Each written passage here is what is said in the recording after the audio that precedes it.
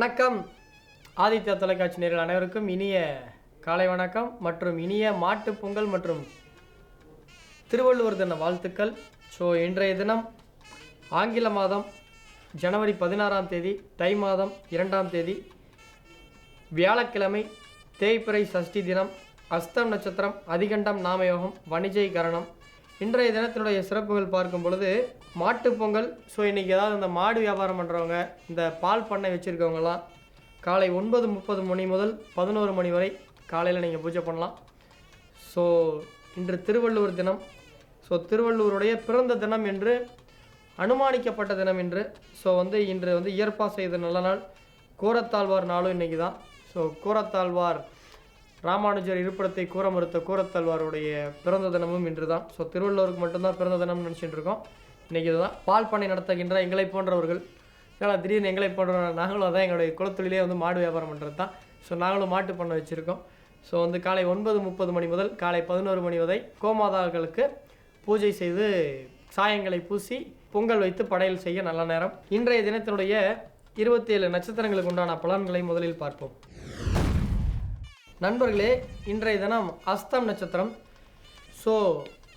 இன்னைக்கு 2 விஷயம். அஸ்த நட்சத்திரம் கூடிய தேய்பிறை சஷ்டி, அதிகண்டம் நாமயோகம். இது எல்லாமே ஒரு கிரகத்துக்கு உண்டான அதிக நெருக்க பாகையில் இருக்கிறதுனால இதனுடைய பொதுவாக இன்றைக்கி பார்த்திங்கன்னா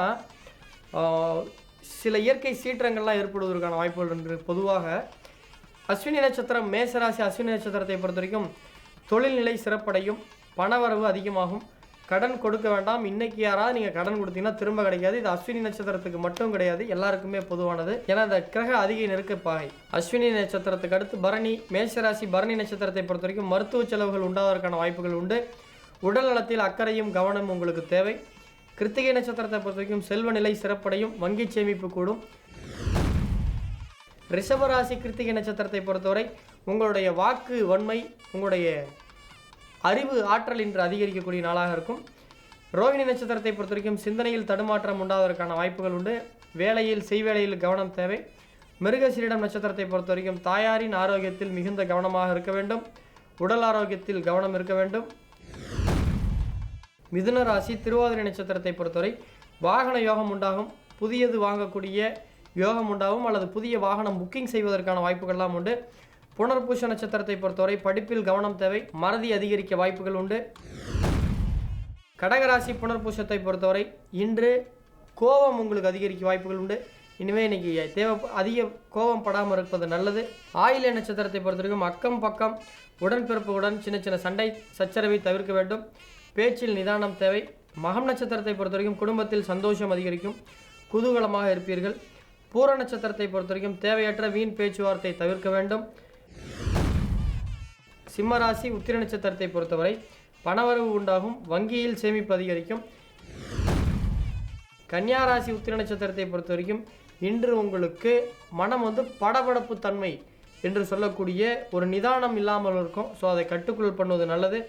அஸ்த நட்சத்திரத்தை பொறுத்த வரைக்கும் மனதில் குழப்பம் உண்டாகும், கலக்கத்தை தவிர்க்க வேண்டும். சித்திரை அலைச்சல் அதிகரிக்கும், கவனமாக இருக்க வேண்டும். சுவாதி நட்சத்திரத்தை பொறுத்த வரைக்கும் வங்கியில் முதலீடுகள் அதிகரிக்கும், சேமிப்பை பத்திரப்படுத்துங்கள்.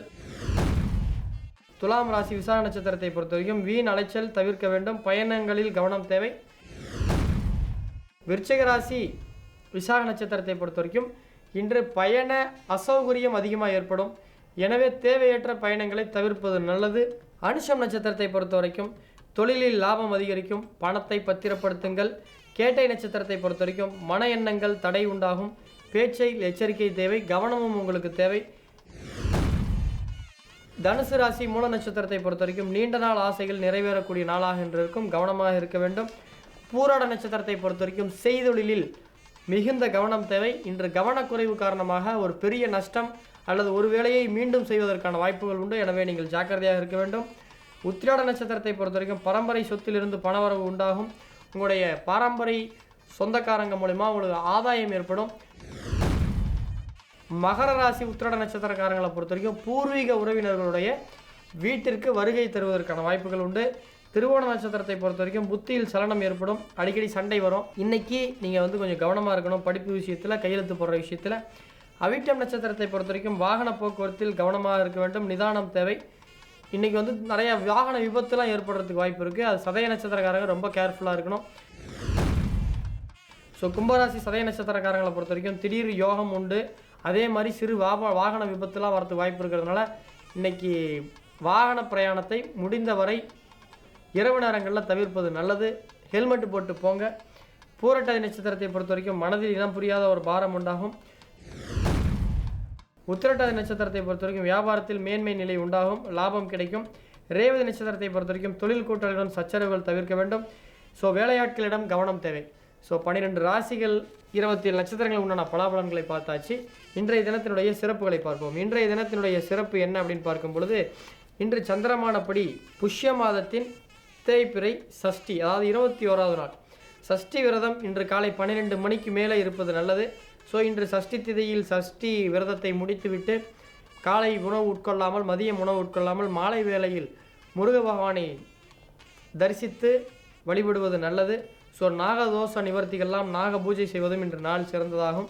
ஸோ இன்றைய தினத்தில் என்னெல்லாம் செய்யலாம் அப்படின்னு பார்க்கும் பொழுது, இன்றைய தினம் சஷ்டி மற்றும் அஸ்த நட்சத்திரம் கூடிய நன்னாளில் வருவதால் ஸோ இன்று வந்து மாடு வாங்குவது, நிலம் வாங்க விற்க, மருந்து தயாரிக்கிறது, இந்த சித்த வைத்தியர்கள்லாம் மருந்து தயாரிக்கிறதுக்கான நல்ல நாள். அதே மாதிரி வந்து பார்த்திங்கன்னா சீமந்தம் செய்வதற்கு நல்ல நாள். பெயர் சூட்ட, கும்பாபிஷேகம், கிணறு, போர் போடுவதற்கு, முக்கியமான அதிகாரிகளை சந்திப்பதற்கு நல்ல நாள். நண்பர்களே, 12 ராசிகளுடைய பலன்களை பார்த்தாச்சு. இன்றைய தினத்தினுடைய சிறப்புகள் பார்த்தாச்சு.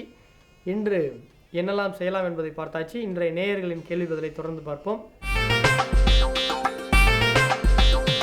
நேயர்களே, இன்றைய முதல் கேள்வியாளர் பெயர் தரணி செல்வன், சேலத்திலேருந்து அமைச்சிருக்காங்க.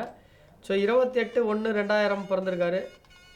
மதியம் 5:55 பிறந்திருக்காரு. பழனியில் பிறந்திருக்காரு. ஸோ கவர்மெண்ட் வேலை கிடைக்குமா, லவ் மேரேஜா, அரேஞ்ச் மேரேஜா, கவர்மெண்ட்டு வேலை வந்து ஸ்போர்ட்ஸ் மூலிமா கிடைக்குமா அல்லது ஸ்டடீஸ் மூலிமா கிடைக்குமான்றாரு. ஸோ இந்த கேள்வி வந்து இந்த ஜாதகத்தில் கேட்குறதுக்கு தகுதியானது தான், சும்மா விளையாட்டு போகல கேட்கல.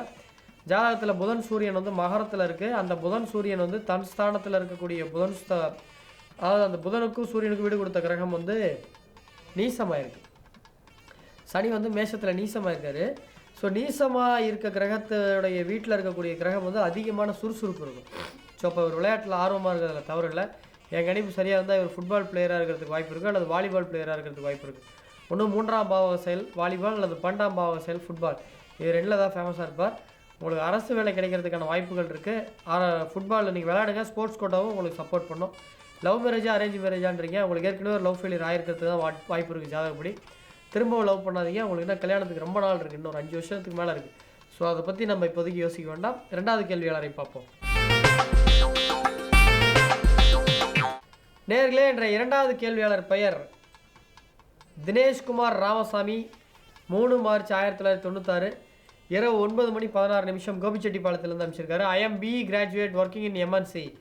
My dream is to do MS at foreign country. It is possible. How is my future like children, marriage and அப்படின்றாரு. ஸோ குழந்தையெல்லாம் வந்து இப்போவே நம்ம சொல்ல முடியாதுங்க. நெய் இது பசுமாடு வாங்குறதுடைய நெய் வேலை கூறக்கூடாதுன்னு சொல்லுவாங்க.